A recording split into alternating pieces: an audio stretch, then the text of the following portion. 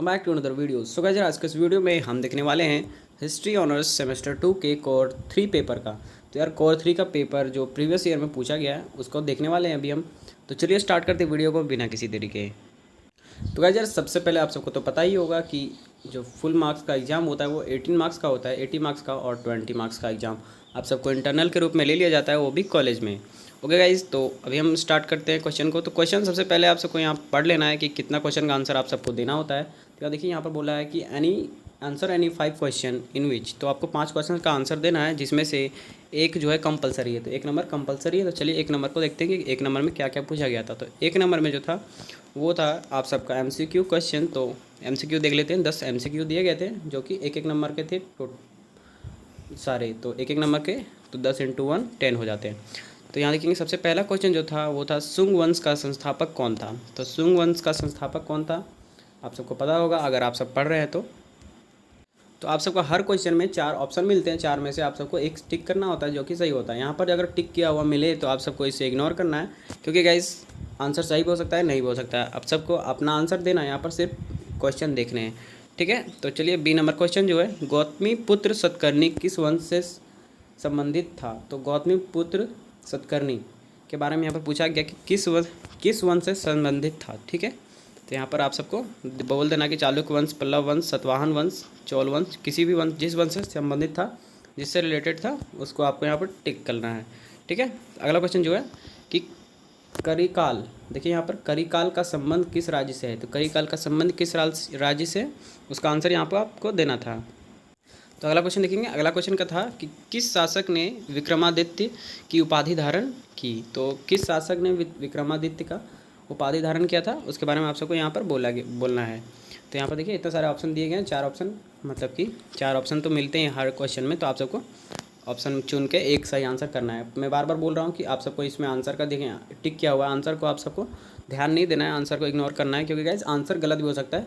तो इसके लिए मैं आप सबको बार बार वार्न कर रहा हूँ कि आप सब सिर्फ क्वेश्चन देखें, आंसर ना देखें, क्योंकि ये क्वेश्चन पेपर मैं कहीं से जुगाड़ करके लाता हूँ, क्या पता उसका आंसर सही है या नहीं है, ठीक है गाइस। तो अगला क्वेश्चन जो है, अगला क्वेश्चन है समुद्रगुप्त का दरबारी कवि कौन था। तो समुद्रगुप्त का दरबारी कवि कौन था उसके बारे में यहाँ पर कालिदास, बाणभट्ट, हरिशेख, अमर सिंह, ये 4 ऑप्शन है। यहाँ पर आप सबको एक आंसर सही आंसर देना था, ठीक है। तो अगला क्वेश्चन जो है वो किसके शासन काल में मथुरा काल का विकास हुआ। तो किसके शासन काल में मथुरा काल का विकास हुआ, मथुरा कला है, सॉरी मथुरा कला, ठीक है। तो किसके शासन काल में मथुरा कला का विकास हुआ था वो आपको यहाँ पर पूछा गया था, ठीक है। इसके अगला क्वेश्चन देखते हैं। तो अगला क्वेश्चन हो जाएगा वो मृच्छकटिकम। तो देखिए यहाँ पर थोड़ा सा अजीब है, मृच्छकटिकम के रचनाकार कौन है। तो मृच्छकटिकम के रचनाकार कौन थे उनके बारे में आपको आंसर देना है कि रामेश्वर, कालिदास, भावरी, शूद्रक, ठीक है। तो आप सबको आंसर देना। अगला क्वेश्चन जो है वो है हैन सांग किसके शासनकाल में भारत आया था। तो हैन सांग जो था वो कब आया था भारत, किसके शासनकाल में, उसका आंसर आप सबको देना है। अगला क्वेश्चन जो है अमरकोश के रचनाकार कौन है। अमरकोश के रचनाकार कौन थे तो उनके बारे में आप सबको बताना है कि कालिदास, शूद्रक, अमर सिंह, विष्णु शर्मा। तो आप सब 4 ऑप्शन में से एक ऑप्शन आप सबको सही टिक करना है, ठीक है। अगला और लास्ट क्वेश्चन इसका वो हो जाएगा हर्षवर्धन एवं पुलकेशिन द्वितीय के मध्य कब युद्ध हुआ था। तो युद्ध कब हुआ था उनके बीच में, उसका आंसर आप सबको देना है। इसके साथ आप सबका MCQ टाइप्स क्वेश्चन पूरे हो गए। 10 में से आप सबको, अगर आप सब देखिए आप सब प्रीवियस का क्वेश्चन देख के जाते तो आप सबको पता तो चल जाता है कि किस प्रकार से हमें क्वेश्चन पूछा जाएगा।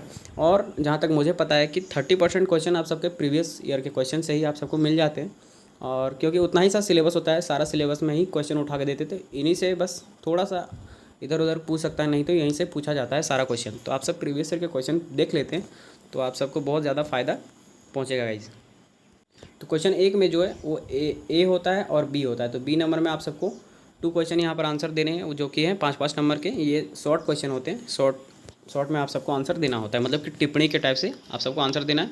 और यहाँ पर देखिए साफ साफ लिखा हुआ है कि 150 वर्ड में आप सबको लिखना है, 150 वर्ड में आप सबको इसका आंसर देना है, ठीक है। तो देखिए यहाँ पर क्या क्या दिया गया कि मथुरा कला एवं गंगाधर कला के बारे में। तो मथुरा कला और गंगाधर कला के बारे में आप सबको टिप्पणी लिखना है, ठीक है। उसके बाद कालिदास के बारे में यहाँ पर लिखना है। तो आप सब कालिदास का पूरा जीवनी लिख सकते हैं, उन्होंने क्या क्या किया था, कुछ इंपॉर्टेंट जो कि उनके बारे में वो आप सब यहाँ लिख सकते हैं।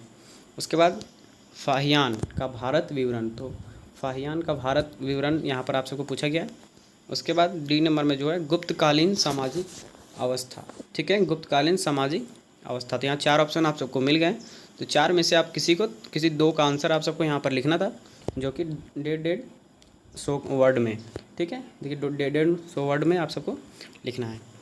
उसके बाद यहाँ पर लॉन्ग टाइप, यहाँ आंसर यहाँ स्टार्ट होता है दूसरा नंबर से कि लॉन्ग क्वेश्चन टाइप आंसर, ठीक है, यहाँ पर लिखना है। देखिए सबसे पहला जो दिया है वो प्राचीन भारतीय संस्कृति पर यूनान का क्या प्रभाव पड़ा था, ठीक है। प्राचीन भारतीय संस्कृति जो था उस पर यूनान का प्रभाव क्या पड़ा था, क्या उसको आपको यहाँ पर आंसर लिखना है। और ये लॉन्ग टाइप से है, तो इसमें 15 नंबर का देखिए एक क्वेश्चन होता है, देख सकते हैं 15 नंबर का एक क्वेश्चन पूछा जाता है, तो आप सबको यहाँ अच्छे से लिखना होता है।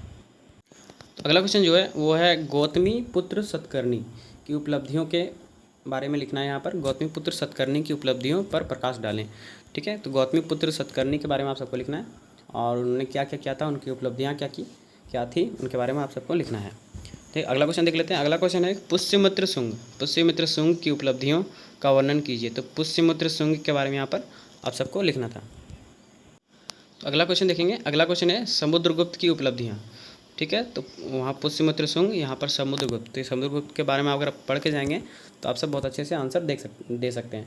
तो अभी आप सब ये क्वेश्चन देख रहे हैं, तो क्वेश्चन को ज़रूर से सॉल्व कर लें, और सॉल्व करके अगर आप सब एग्ज़ाम में फिर से जाते हैं तो अगर यही क्वेश्चन पूछ दिया जाता है तो चांसेस बनते हैं कि यही क्वेश्चन दोबारा भी पूछे जा सकते हैं। रिपीट बहुत ज़्यादा होता है क्वेश्चन, हर साल कहाँ से नया नया क्वेश्चन ढूंढ के लाएगा, यहीं से, तो यही सब क्वेश्चन ही दिए जाते हैं, ठीक है। अगला क्वेश्चन देख लेते हैं। अगला क्वेश्चन है मध्य एशिया से गुप्त काल के सांस्कृतिक संपर्क की विवेचना करें, ठीक है। मध्य एशिया से गुप्त काल के सांस्कृतिक संपर्क की विवेचना करने के लिए यहाँ कहा गया है। उसके बाद क्या आप मानते हैं कि गुप्त काल स्वर्ण काल था। तो एक चैप्टर है गुप्त काल एक स्वर्ण युग, तो उसके बारे में यहाँ वहीं से ये पूछा गया है। तो गुप्त काल के बारे में आप सबको यहाँ बताना है कि गुप्त काल स्वर्ण काल था, क्या आप मानते हैं, ठीक है। अगला क्वेश्चन देखते हैं। अगला क्वेश्चन है गुप्त प्रशासन की मुख्य विशेषताओं पर प्रकाश डालें। तो गुप्त प्रशासन की मुख्य विशेषताओं मतलब कि गुप्त काल से ही रिलेटेड ये भी क्वेश्चन है। आप सब गुप्त काल अच्छे से पढ़ेंगे तो आप सबको बहुत सारे क्वेश्चन देखने को मिल जाएंगे। उसके बाद है हर्षवर्धन की उपलब्धियों का वर्णन करें, ये आखिरी क्वेश्चन है।